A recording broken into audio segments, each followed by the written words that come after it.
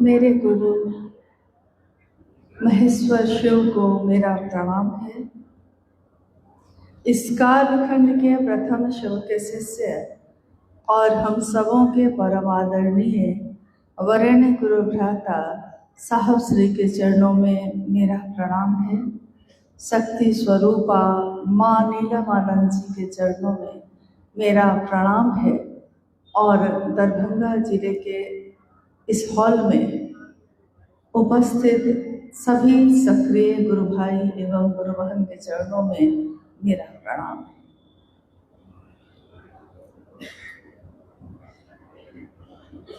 हमारा सौभाग्य है कि अपने गुरु शिव के लिए यहाँ आने का मौका मिला है।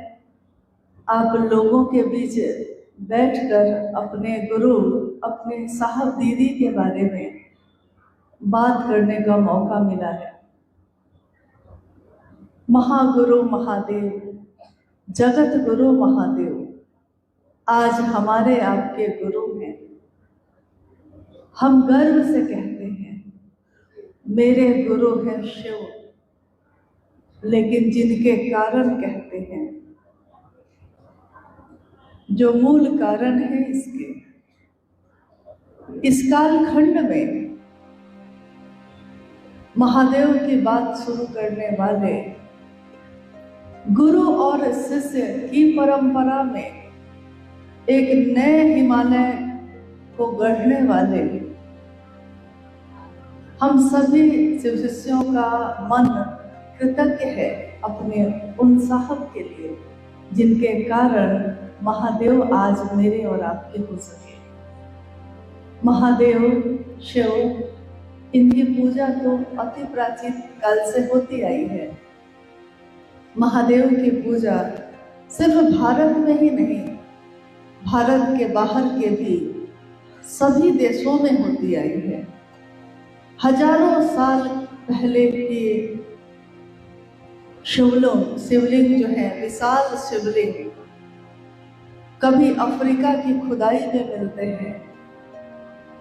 जब सभ्यता खत्म होती है और इतने वर्ष के बाद उसकी खुदाई होती है, उसमें भी शिव के प्रतीक मिलते हैं। तो इस दुनिया में शिव के प्रतीक तो मिलते रहे हैं। शिवलिंग के रूप में पूजा होती आई,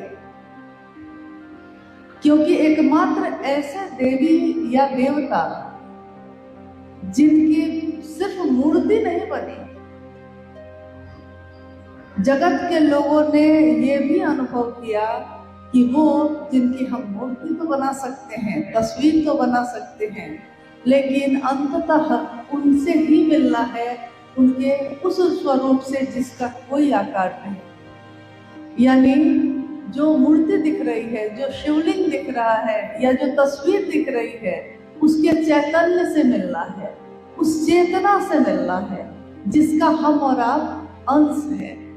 बूंद बूंद में जो बटे हुए हैं हम और आप, एक दिन सबको उसी समंदर में मिलना है। हर नदी उसी समंदर में जाके मिलती है। नदियों को कोई रास्ता नहीं बताता, तब भी वो रास्ता खोज ही लेती है, क्योंकि उसको मिलना ही है। साहब श्री ने कहा कि वो महादेव जिसकी इच्छा से ये दुनिया बनी है, ये सृष्टि बनी है, शिव ने एक दिन इच्छा की, एको हम बहुश्याम, मैं एक हूँ और अनेक हो जाऊं, बहुत हो जाऊं। शिव की इच्छा में बल है, शिवेच्छा बली असी। शिव की इच्छा में इतना बल है, इतना बल है कि मात्र इच्छा से सृष्टि बनती है, रहती है और टूट जाती है। कितनी दुनिया, कितनी पृथ्वी ऐसी बनती होगी, रहती होगी और टूटती होगी, हमको तो खबर भी नहीं, क्योंकि हमारी आंख तो इतनी ही दूर तक देख सकती है, हमारे कान इतनी ही दूर तक सुन सकते हैं। लेकिन शिव की इच्छा तो अनंत है। हमारी गणना है, हम गिनती करते हैं, लेकिन एक सीमा के बाद हमारी गिनती भी खत्म हो जाती है और शिव की परिधि प्रारंभ होती है शिव की, यानी जिसका कोई तल नहीं है, जिसकी कोई सीमा रेखा नहीं है। अनंत है वो, असीम है वो। और महादेव किसी को भी अपने तरफ चलने से नहीं रोकते, सबके लिए उनके दरवाजे खुले हैं। साहब श्री ने कहा कि उस असीम, उस अनंत शिव से मिलना है तो ईश्वर के रूप में मिलना तो बहुत कठिन है। ईश्वर के रूप में यानी उनका समग्र स्वरूप, समग्र स्वरूप में तो वो शिव महाकाल भी हैं, काल को भी जिससे डर लगता है। उनके संपूर्ण स्वरूप में वो तो जीवन और मृत्यु के चक्र से मुक्त भी करते हैं, महामृत्युंजय के रूप में। नटराज भी हैं, संसारी भी हैं, निहंगी भी हैं, तीनों लोगों का वैभव देने वाले भी हैं, सब कुछ देने वाले भी और सबका लय करने वाले भी हैं। नटराज के रूप में जब नृत्य उनका चल रहा है अहर्निश पल प्रतिपल, तो उस भाव से जीवन जीवंत होता है, पौधे उगते हैं, बालियां लगती हैं, यानी पूरी सृष्टि, पूरा ब्रह्मांड जो उनका नृत्य ही है। चारों दिशाएं जिसका वस्त्र है, इसीलिए शिव को वस्त्र कहाँ पहनाया जाता है? चारों दिशाएं ही उनका वस्त्र है। दिगंबर और अघोर, कपालेश्वर, आचार्यों के भी आचार्य आचार्येंद्र साहब ने कहा, महादेव आपका तो इतना डिजाइन है, इतना डिजाइन है और इतनी बड़ी सत्ता है आप कि हम जैसे लोग तो आपसे मिल ही नहीं पा रहे हैं। दुनिया के असंख्य लोग महादेव की पूजा तो कर रहे थे, लेकिन दूर से। महादेव तो भगवान हैं, हम उनसे कैसे मिले, वो मेरे कैसे होंगे, हम उनके कैसे होंगे। भगवान तो वो थे ही, दुनिया के लोग भी थे ही, लेकिन उस भगवान से मिला कैसे जाता है, ये रास्ता बताने वाला कोई नहीं था। क्या विधि है, शिव हो उतरब पार, कौन विधि ना, किस विधि से उस पार उतरेंगे, विधि बताने वाला कोई नहीं। पूजा तो हो रही है, शिव की शक्तियों का तो यह क्षेत्र ही है। शिव की अनंत असंख्य शक्तियों की पूजा होती आई, आज भी हो रही है। माँ भगवती की पूजा, माँ काली की, जो शिव की शक्ति है, शिव का प्रकटीकरण है। साहब श्री ने कहा कि शक्तियां शिव का प्रकटीकरण है। शिव अपनी शक्तियों से जाने जाते हैं और सबसे सुंदर प्रकटीकरण जो है, यानी जो रूप दिखता है, वो सब की सब उनकी शक्तियां हैं। आपने गौर किया होगा, जैसे ही हम नाम लेते हैं शिव की शक्ति, तो हमारे मन में कैसा रूप आता है, किसका रूप आता है? शिव की शक्ति, यानी अगर उसको रूप देना चाहें, अगर उसको आकार देना चाहें, तो क्या आकार देते हैं हम? मां का। शिव की शक्ति, शक्ति है वो, ऊर्जा है वो, शिव की है, तो स्वाभाविक है जो देवों के देव हैं, जो ईश्वरों के भी ईश्वर हैं, उनकी शक्ति कैसी होगी?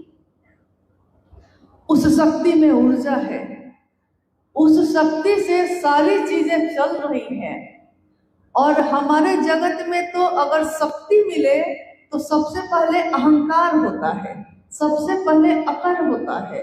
शक्ति है यानी अहंकार है, लेकिन गौर करिए, शिव की शक्ति, तो जैसे ही हमारे सामने ये बात होती है शिव की शक्ति, तो हमारी आंखों में एक रूप उभरता है मां का। शिव की शक्ति मां का स्वरूप होती है, इसीलिए उसमें करुणा है, उसमें ममता है, पिघलने की विधा है। कहाँ अहंकार है? समस्त शक्तियों से जो संचित है, उनमें कोई अहंकार नहीं। वो तो माँ का रूप है, वो तो अपनी गोद में बैठाने वाली, वो तो अपनी ममता से पल्लवित पोषित करने वाली है। स्वाभाविक है, जो शिव का होगा, शिव के पास होगा, धरती पे भी तो वही होगा। अगर शिव माँ न हो तो धरती पे कौन माँ है? अगर शिव पिता नहीं तो धरती पे कौन पिता है? अगर शिव में समस्त स्वरूप नहीं तो वो रूप धरती पे कैसे हो सकता है? समस्त रूप जो धरती पे है शिव से ही निकले हुए। तो वैसे ही वही चीज, वही आचरण, वही स्वभाव धरती पे भी हमारी आंखों ने देखा।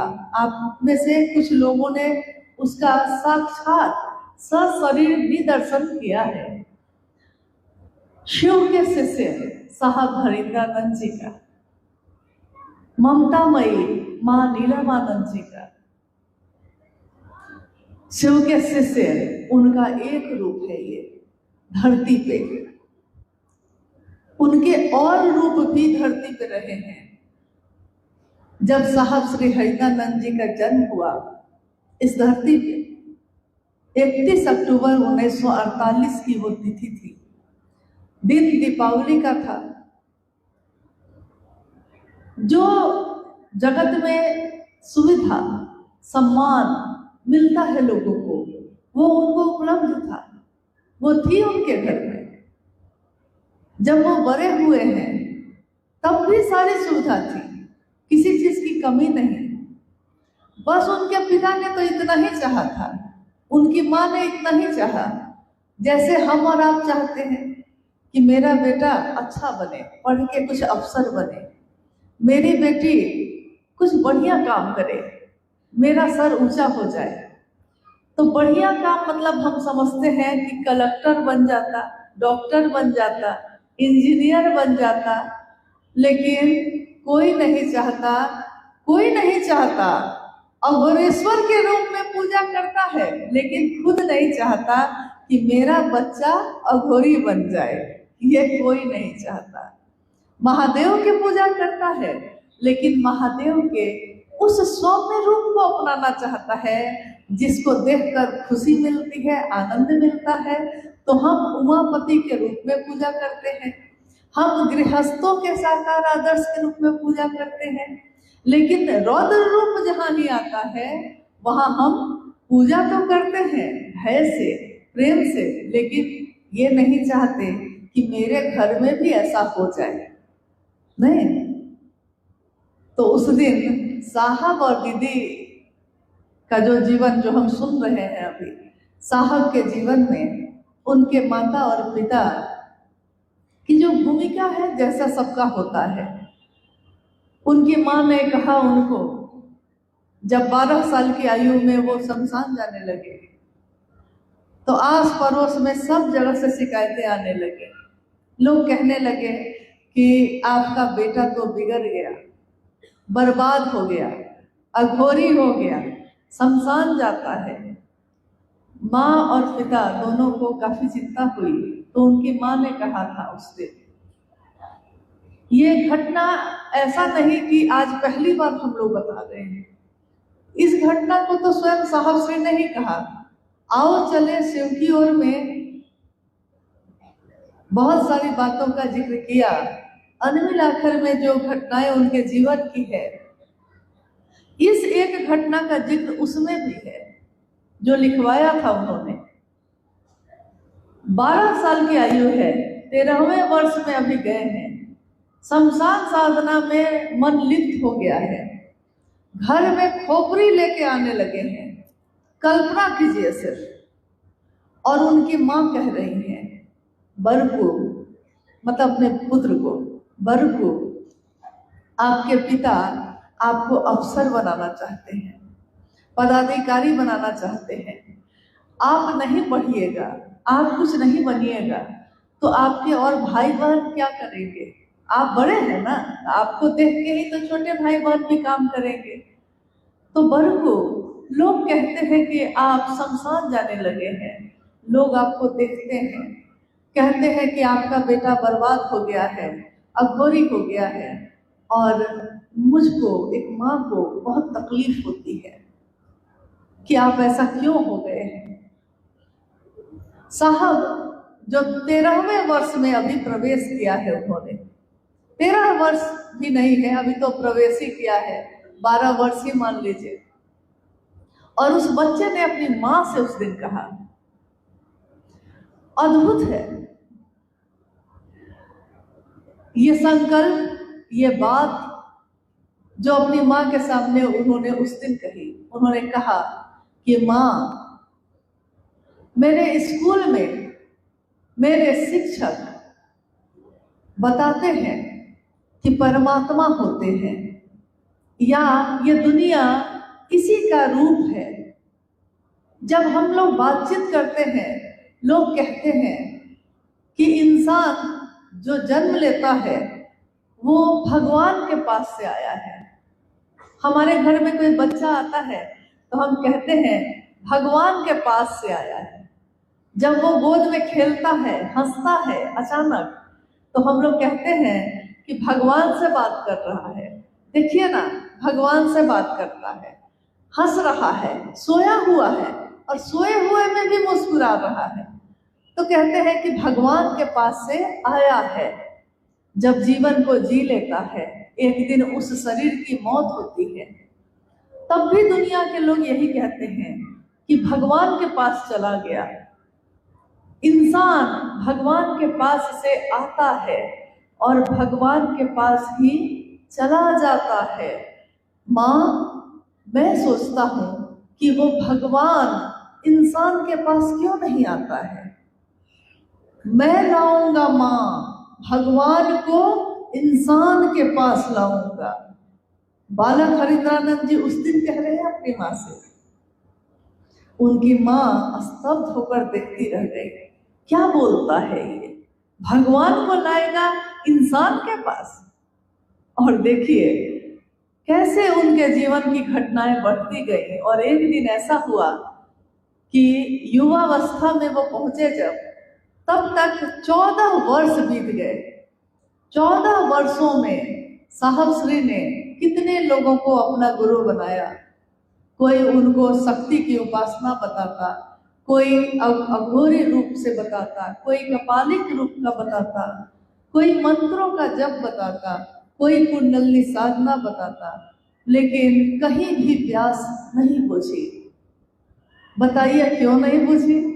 क्योंकि बच्चा अपनी माँ को पुकार रहा है अगर, और उस बच्चे को आप खिलौना दीजिए तो वो फेंक देता है, उसको खिलौना नहीं चाहिए। आप चॉकलेट देते हैं, मिठाई देते हैं, बाबू घुमा देते हैं, बाबू को घुमाने लगते हैं, तब भी वो रोता ही रहता है। और जब उसकी माँ की गोद उसको मिल जाती है तो वो चुप हो जाता है। जब उसके मन में ये है कि मुझको सिर्फ माँ चाहिए, मन में ये है, लेकिन बच्चा तो बोल नहीं पा रहा, बच्चा बता नहीं पा रहा। और एक दिन माँ जब गोद में लेती है तो चुप हो जाता है। खिलौने फेंक दिया है, मिठाइयाँ फेंक दी हैं, चॉकलेट भी नहीं चाहिए, गुब्बारा भी नहीं चाहिए, जीवन इससे नहीं चलता। साहब श्री ने भी जब ये यात्रा शुरू की अध्यात्म की, तो यात्रा तो शुरू की थी चमत्कार से, लेकिन जब चमत्कार मिलने लगे, जब उनके बोलने से लोगों के जीवन में घटनाएं होने लगी, धीरे धीरे धीरे धीरे उनके मन ने ये समझ लिया कि मुझको ये नहीं चाहिए था, इसमें कुछ नहीं रखा है जिसके कारण ये चमत्कार होते हैं, मुझको तो वो चाहिए। मुझको ये चीजें नहीं चाहिए जिसकी ये चीजें हैं, मुझको तो वो चाहिए। अब यानी उनके मन ने अनायास ही महादेव को अपना गुरु बना लिया। और बना लिया तो पहले से की हुई सारी चीजों को छोड़ दिया। जब तुमको पा लिया है तो अब तुम्हारे पास ही रहूंगा, कहीं और अब नहीं जाऊंगा। 14 वर्ष बीत चुके थे। माँ नीलम आनंद जी को खबर की उन्होंने, नीलम, मैंने शिव को अपना गुरु बना लिया है, तुम भी बना लो। पत्र लिखकर, चिट्ठी लिखकर अब तो चिट्ठी का जमाना गया, अब तो मोबाइल का जमाना है, लेकिन कभी चिट्ठियां लिखी जाती थी, कभी चिट्ठियों का इंतजार होता था, किसकी चिट्ठी आई है, किसके नाम से आई है, इसका इंतजार होता था। तो साहब की चिट्ठी जब माँ को मिली, जब वो मनातू में थे उस समय, तो उनके हृदय को एक पत्नी के रूप में भी और एक सहयात्री जीवन की जो वो बनी थी इस रूप में भी, साहब की सबसे अच्छी मित्र के रूप में भी उनके मन को ठंडक हुई कि चलिए मेरे पति को, मेरे साहब को एक ठौर मिल गया। रुक गए, वो ठहर गए, अब कहीं नहीं जाना है। उसके बाद 1982 तक, 1974 से लेकर 1982 तक असंख्य घटनाएं घटी साहब और दीदी के जीवन में। दीदी राजमणि नीलम आनंद, आप में से शायद कुछ लोग ऐसे यहाँ होंगे आज, क्योंकि दरभंगा की यह धरती है और मिथिलांचल में तो उनका लगाव बहुत रहा है, तो मुझको लगता है कि वैसे कुछ लोग आज यहाँ उपस्थित होंगे जिन्होंने सशरीर उनका सानिध्य पाया होगा। है यहाँ वैसे लोग हैं?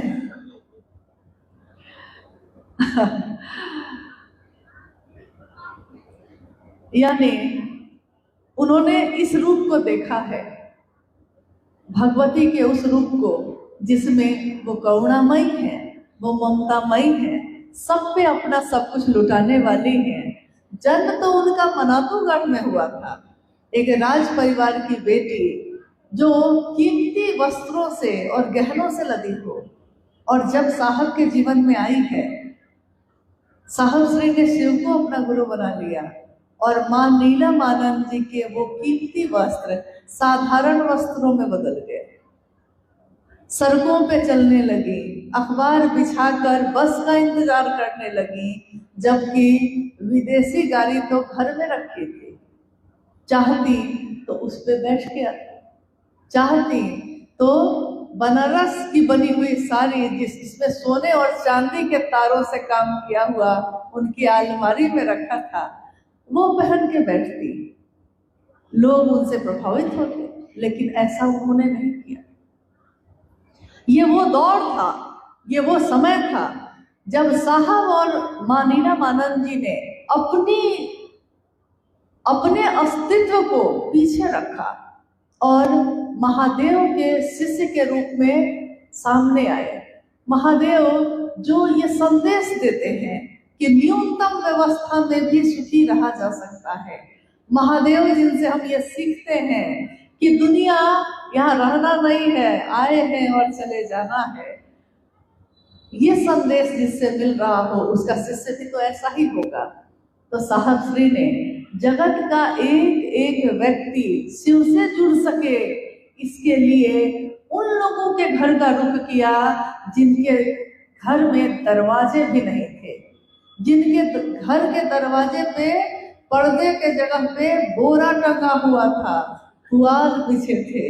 गांव-गांव में, घर घर में पहुंचकर छुट्टी में एक तरफ नौकरी भी कर रहे हैं ताकि जीवन भी चलता रहे, परिवार को रोटी भी मिलती रहे, और एक तरफ अपने कदम उस तरफ मोड़ कर गए हैं जहां साड़ियां उनकी कीचड़ से लथपथ हो जाती थी। और साहब इतने कोमल साहब पत्थरों और चट्टानों पे ही, खेतों में, गलियारों में ही चलते शिव का संदेश लोगों को देते जा रहे हैं। गुरु भाई गुरु बहन जो उस समय बने, उन्होंने उस समय जो भजन गाने शुरू किए, उस भजन के बोल क्या थे? गुरु नाम का हीरा मोती मैं बिखराऊं गली गली, ले ले कोई लेने वाला आवाज लगाऊं गली गली। हर गली में हीरा मोती है ये गुरु के नाम का, जो मैं बांट रहा हूँ, आवाज लगा रहा हूँ, कोई तो ले लो, जो लेने वाला है वो ले ले।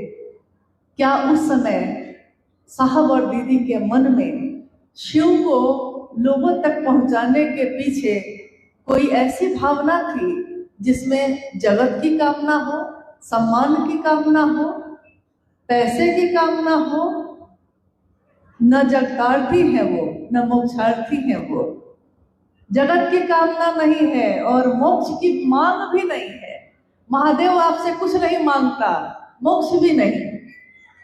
और उन्होंने पूछा भी ये कि अगर शिव का शिष्य होगा तो गुरु भोग और मोक्ष अभिन्न रूप से देते हैं, लेकिन जो शिव का होगा वो गुरु भोग और मोक्ष देते रहेंगे।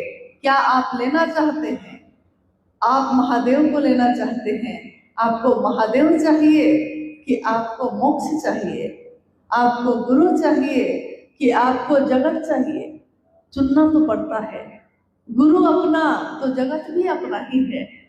नहीं, शिव अपने तो सारे मोक्ष भी अपने ही हैं। सारे तीर्थ धाम भी आपके चरणों में ही है। उस समय का वो दौर अद्भुत है, अप्रतिम है, और जिसको शब्दों में नहीं बताया जा सकता वैसा है। 2003 के लगभग में बेगूसराय में सदानंदपुर में, जहाँ हम लोग के एक प्रिय गुरु भाई देवाशीष जी का घर भी है और साहब और दीदी के बहुत प्रिय रहे, उन्हीं के घर के बगल के मैदान में 2 दिन की संगोष्ठी हो रही थी। नवरात्रा का समय था, दशहरा का, और साहब श्री ने जानबूझकर दशहरा का समय दिया था। उन्होंने कहा कि दशहरा में तो सब भगवती की पूजा में लगा रहता है, तो बहुत कम लोग आएंगे। कम लोग आएंगे तो बात हो सकेगी अच्छे से। 2 दिनों की संगोष्ठी उस समय हुआ करती थी, बाद में भीड़ बढ़ गई तो 1 दिन की होने लगी है, 2 दिन की बंद कर दी गई। उस समय हो रही थी। और एक भजन जो अभी थोड़ी देर पहले आपने सुना, ये उस दिन मैंने पहली बार सुना था। कुछ गुरु भाई लोग मंच पे आए, गुरु मंच से उन्होंने साहब के लिए, साहब के स्वागत में यही गीत गाया था उस दिन।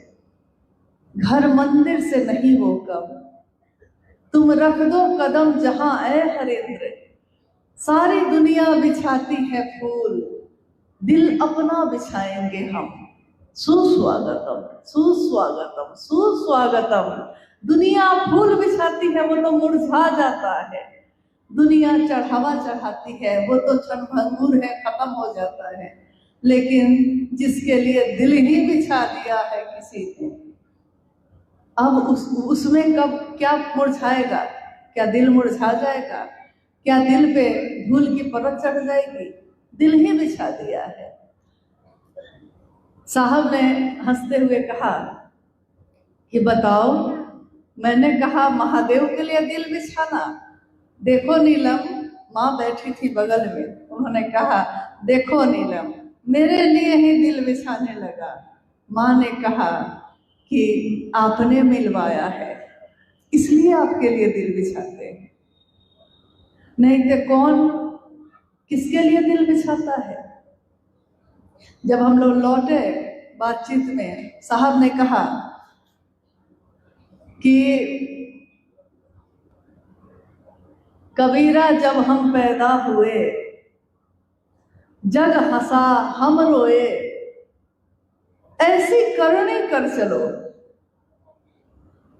ऐसी करनी कर चलो, हम हंसे जग रोए।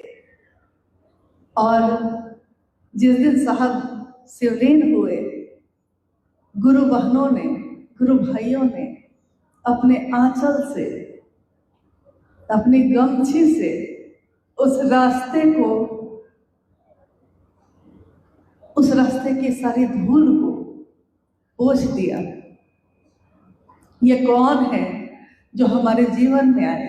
ये कौन है जो हमको खींचते हैं महादेव की तरफ?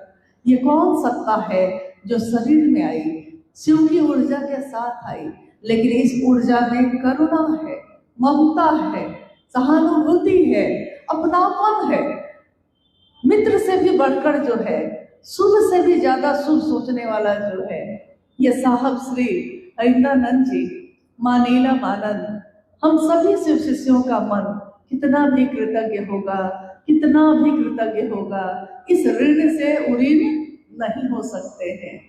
कहते हैं कि कर्ज चुकाया जा सकता है लेकिन एहसान नहीं चुकाया जा सकता। माँ के दूध का ऋण नहीं उतार सकता कोई, पिता के छांव का ऋण नहीं उतार सकता कोई। शिव से साहब भैरनानंद जी और ममता मई नीलमानंद जी ने जो रास्ता दिखाया, जो रास्ते के कांटों को अपने आंचल से चुन के हटाया है, जिसमें फूल ही फूल बिछा दिए, उस रास्ते पे आज हम आप चल रहे हैं। कहाँ कांटे हैं? फूल ही फूल हैं। जो कांटे थे वो फूल में बदल गए। कि कल रात में देखा सखी मैंने पिया का गाँव रे। उस गांव में, ये गांव जो है ये कैसा है? इस गांव में कांटे बन गए फूल रे, और धूप भी लगती है छाँव रे। धूप में भी छाँव लग रही है, कांटे भी फूल की तरह है, चुभते ही नहीं। ऐसा गांव, ऐसी धरती साहब श्री ने बनाकर हम सबको दे दिया, और हम अपनी आने वाली पीढ़ी को भी यही देकर जाएंगे। हम सभी शिव के से इस धरती पे आते रहेंगे, जाते रहेंगे। दुनिया को क्या देना चाहते हैं? दुनिया को क्या देकर जाएंगे? क्या अपने बच्चों के लिए सिर्फ जमीन छोड़ के जाएंगे, पैसे और गहने छोड़ के जाएंगे, या अपने बच्चों के मन में उस शिव को उतारेंगे जिसके उतरने से वो अपने जीवन को जी लेगा? गुरु जीवन जीने की कला सिखाते हैं। शिव की दुनिया में हम आप रहते हैं, हमारी दुनिया में वो शिव क्यों नहीं रहता? इस दुनिया में रहो, लेकिन इस दुनिया के होके मत रह जाना। रहना नहीं देश वीराना है। साहब की इन पंक्तियों से हमारा जीवन प्रदीप्त है। हर जगह ये पंक्तियां, ये बोली उनकी, ये शब्द उनके, शब्दन मार जगाए दिलोरे। ये शब्द उनके ऐसी मार है मन पे कि उसने हमको आपको जगा दिया है, और हम जगे। दुनिया सोई है। साहब कह रहे हैं कि तुम तो जग गए, दूसरों को भी तो जगाओ कम से कम। दुनिया सोई है तो आने का संकल्प कि आओ चले शिव की ओर, ये संकल्प भी उनका, लेकर जाने का रास्ता भी उन्होंने बनाया, गति भी उन्होंने दी है। और बस इतना ही कहा है कि चलना है तो चलिए, उसी रास्ते पे चलिए। मिलना है तो महादेव से मिलिए। उस महादेव की सुंदरता कभी खत्म नहीं होती, उस महादेव का सत्य कभी नहीं बदलता। हमारा आपका तो बदलता है। हम आप भीड़ में चलते हैं, साथ में चलते हैं। कभी कभी कोई इतना प्रेम देता है, इतना प्रेम देता है कि लगता है कि इससे बढ़ के मेरा अपना कोई नहीं। लेकिन अगले ही कुछ दिन में पता चलता है कि सबसे बड़ा दुश्मन भी वही बन के बैठा है। तो लगता है यहाँ कौन अपना है। ये ठोकर हमको सुरखरू बनाती है, चलने का जज्बा पैदा करती है, चलने का हुनर पैदा करती है। ठोकरें नहीं मिले तो हम चले कैसे संभल के? तो ठोकरें भी जरूरी है, तभी ना महादेव की तरफ चलते हैं। एक नदी जब पहाड़ से गिरती है तो उसकी दिशा नीचे की तरफ होती है, लेकिन बड़े बड़े चट्टान उसके रास्ते पे होते हैं। उन चट्टानों से टकराने पे दर्द तो होता होगा, लेकिन वो चट्टान उसकी दिशा को बदल देती है। और साहब श्री कह रहे हैं कि मैं नहीं जानता शिव के बिना इस दुनिया की दशा और दिशा क्या होगी, ये मैं नहीं जानता। लेकिन शिव के साथ ये सृष्टि सबल होगी, सुवासित होगी, सक्षम होगी, ये मैं जानता हूँ। इसलिए उन्होंने हमको आपको शिव का साथ दिया। ये 3 सूत्र जो हम और आप कर रहे हैं, बरसों बरस से कर रहे हैं। कोई 20 साल से कर रहा है, कोई 30 साल से कर रहा है, किसी ने आजकल में करना शुरू किया है। परिणाम सबके जीवन में एक जैसे है। गुलाब के का फूल मसलने पे भी सुगंध ही देता है। शिव को से दया मांगिए, शिव की चर्चा करिए, शिव से प्रणाम करने का तरीका जानिए, तो परिणाम तो शिव ही मिलेंगे। तीनों सूत्रों से शिव ही मिलते हैं। इन 3 सूत्रों में साहब श्री ने कहीं अपना नाम नहीं लिखा। लेकिन हम लोग अगर कोई काम करें तो हम सबसे पहले अपना नाम बताने लगते हैं। मैंने किया, मेरा क्षेत्र, मेरी दुनिया, मेरा जिला। लेकिन साहब श्री ने जब किया तो उन्होंने तो 3 सूत्रों में अपना नाम भी नहीं लिखा। जानते हैं क्यों नहीं लिखा? क्योंकि उनको यह भय नहीं है कि लोग उनको भूल जाएंगे, न ये चाहत है कि लोग उनको याद रखें, न ये चाहत है और न ये भय है। दोनों से जो मुक्त हो गया है वही न निर्भय है, वही न शिव का शिष्य है। महादेव को क्या मतलब कि दुनिया उनको प्यार करती है कि अपमान करती है। महादेव और महादेव के गण भी महादेव जैसे ही होंगे, महादेव के शिष्य भी। उन्होंने मान और अपमान दोनों एक जैसा ही स्वीकार किया है और हम सबके जीवन में भी यही उतार दिया। आज कोई मान करे तब भी उसका शुभ ही सोचते हैं, कोई अपमान करे तब भी उसका शुभ ही सोचते हैं। आइए, ये शिव के शिष्यों की संगोष्ठी है तो थोड़ी भावना उमड़ जाती है और समय बढ़ जाता है। क्या पता जीवन का, इस जीवन का कौन सा क्षण अंतिम हो, कोई नहीं जानता। हर पल को ऐसे जीना है कि लगे कि जैसे ये अंतिम है। क्या पता इसके बाद महादेव की ये बात कब हो, कहाँ हो, कैसे हो। जीवन रहा तो महादेव की बात धरती पे होगी और जीवन से जाएंगे तो जाते समय जो अंतिम याद, अंतिम स्मृति, अंतिम नाम जो मन में गूंजता है, साहब ने ही एक दिन कहा कि उसी में आपका जन्म फिर से होगा। अंतिम शब्द अगर महादेव महादेव निकले तो वहां भी महादेव, यहाँ भी महादेव, दोनों जगह तो महादेव ही है। तो रहना तो उन्हीं के साथ है।